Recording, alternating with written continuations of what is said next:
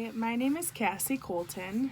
I'm going to be doing my paper on family violence, domestic violence, and child abuse. I am sitting outside right now because my kids are upstairs, all four of them, with their dad right now, so I needed a quiet place, and outside is the best thing I could do. So bear with me here. I'm going to go ahead and start. All right. We have all heard of what domestic violence is. This can come in many different ways. So, what is the exact definition? Domestic violence is violent or aggressive behavior within a home, typically involving the violent abuse of a spouse or partner. Domestic violence can involve a spouse, a partner, or even a family member like a grandparent, uncle, aunt, or a cousin, to name a few. This is also known as domestic abuse or abuse. What can cause abuse or domestic violence? Typically, it can start when one partner or person feels the need to dominate or control the other person. Some reasons for this type of behavior are jealousy, self-esteem problems, anger issues, or lack of compassion.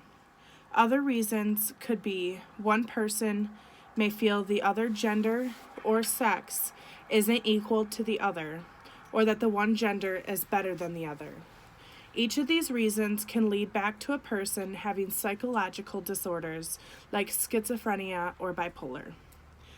These may also be learned behaviors from adolescent age and on from other family members or parents growing up. When this happens, the person believes this type of behavior is accepted or the normal way of them being brought up. Children who have witnessed violence usually were the only way they were brought up, and behaving like this and believing this is how someone in a dispute is to resolve a conflict or problem with another person or group of people. Other reasons could be a person is going through major life changes. Examples of these include a death, an illness, a new pregnancy, unexpected or expected, adopting, financial problems, and work issues. When a life-changing incident occurs, an abuser may feel lack of control and due to the listed challenges, may feel the need to regain control of a situation. Violence doesn't just have to happen, Violence doesn't just happen to certain types of people. Violence can happen from male or female, white, black, Hispanic, and can happen anywhere in the world. It is never limited to a specific group or people. When a person is abused by a partner or family member, a lot of the time this can cause a victim to develop over time emotional or mental health issues from long-term abuse. It does not have to be strictly physical. It can affect people in many ways. Another problem why abuse can occur is due to drugs or drinking. When someone has a substance abuse problem, it can cause them to not be in the right state of mind, leading them to lash out. This is also due to being unstable, in the wrong state of the mind, and not being able to control their emotional status, causing them to feel the need to abuse someone. Next, what are the signs or gestures of abuse? Examples of physical abuse are grabbing, pinching, shoving, slapping, hitting, biting, arm twisting, kicking, stabbing, shooting at, pushing, holding, restraining, breaking bones, assaulting them with a weapon, and burning them. These were just a few of the list that applies to the physical side of this. So next, that takes me to the psychological and emotional abuse. This can consist of verbal and nonverbal actions or behaviors that are less obvious with physical abuse. While physical abuse may seem worse, verbal and nonverbal can be emotionally draining to a person. Some examples of these include name-calling, belittling, insults, destroying their personal property, possessing or threatening, yelling, screaming, violent behavior toward an animal or pet, constantly harassing a person and telling them without the abuse that they are worthless, and isolating the person. Behaviors like this typically keep a person from seeing friends and family and have possessive behaviors over them. This tends to make someone feel as there is no way out of a situation and makes them feel stuck in the relationship. The next part of abuse that goes hand in hand with this is sexual abuse.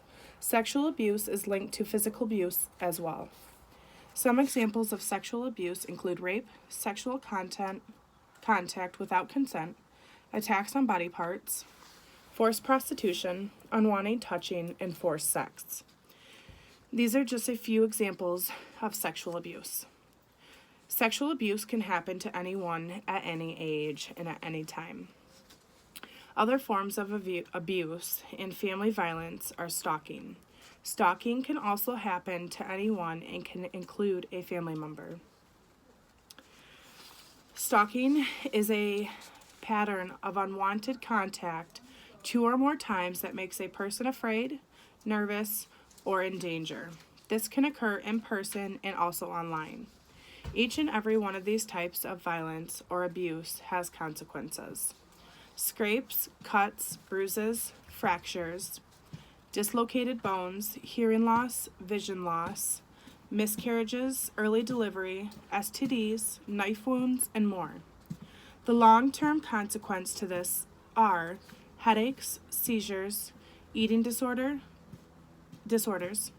PTSD, sleep disorders, substance abuse problems, and homelessness, and even suicide. In the police manual that I had in another class, the domestic relationship victim stated 1, a spouse or former spouse, and the next one 2, resides or had resided in the same household, and 3, has or had a dating relationship with the suspect. The next form of violence and abuse leads me to child abuse. What is child abuse? Child abuse is defined as physical maltreatment of a child and or including sexual molestation of a child. Abuse of a child can happen from a parent, a child care provider, or one who provides for the child who causes injury to a child, death, or even emotional harm or risk of serious maltreatment, including neglect. Sorry, there's an airplane going over right now. I don't know if you can hear that or not. It's super loud.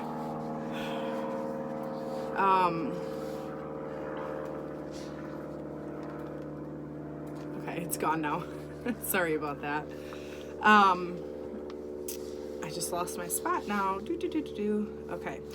These can include cuts, scrapes, bruises, burns, internal injuries, brain damage, emotional and psychological trauma. On the emotional side of this, a child can be emotionally abused by the child being insulted, shaming, or humiliated, belittling or mocking a child, and no attention, and there are many more to this. Child sexual abuse includes forcing a child into unwanted relations from one person to the other, forcing, groping, unwanted touching to make them want or to engage in unwanted contact, and more. This type of abuse comes with huge penalties as well as the others.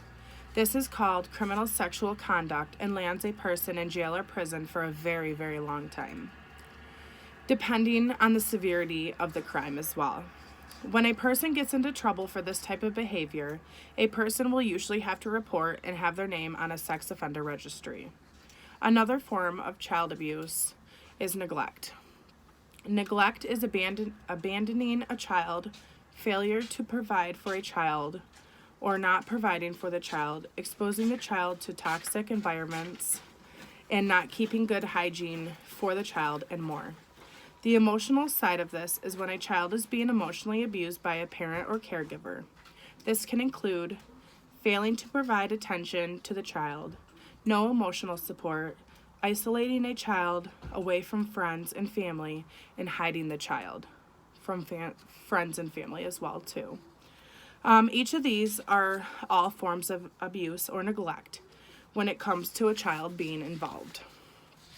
A person in a child care center and hospitals are mandated reporters and requires them to call Child Protective Services when they have any reason to believe a child is not being provided for. Some repercussions that come with child abuse are 4 different types of abuse and degrees for each. The first one is first-degree child abuse, and this is a felony in Michigan. If a suspect knowingly or intentionally caused serious harm to a child. The second one is second-degree child abuse. This is also a felony. The third is also a felony as well, and the fourth is a misdemeanor. All of these can vary case by case with no set minimum or maximum until proven guilty in the court of law. Warning signs for child abuse include, but are not limited to, are fear of going home, depression, anxiety, aggressiveness, changes in behavior, changes in eating patterns, and inappropriate behaviors, to just name a few. A recent case we have heard in the news on domestic violence is the disappearance and murder. The disappearance and murder is on Chris Watts and his wife Shanann and their 2 daughters, who Chris has killed. This case has been a very hot topic for the past few months and finally came to the end and arrested him after he admitted he had killed his wife, 2 daughters, and their unborn child, who Shanann and Chris were expecting. The court said they believe the motive to this specific case was due to Chris wanting a free and clear life from his wife and kids and a fresh start with his new mistress. I feel like this case went well with my paper and presentation and had to add that while people and families seem normal and doing well from the outside, sometimes it's not always the case from the inside. And this sadly was one of the cases that dealt with abuse of family members and children. And just before I wrap this up, I just wanted to give you some statistics on domestic violence and child abuse. And a few of them I have are the majority of non-fatal intimate partner victimizations of women in the United States occurs at home. 65% of adults that abuse partners also physically or sexually abuse their kids. Approximately 80% of children that die from abuse is under 4 years of age, which is absolutely heart-wrenching. That's sad for any kid at that. And then 5 million children witness domestic violence each year in the United States. That's a huge number. It is a very, very huge number. 40 million adults grew up living with domestic violence. That's a really big number as well. And then last, a person is abused in the United States every 9 seconds. And that wraps up my presentation. Thank you very much for listening, and Merry Christmas.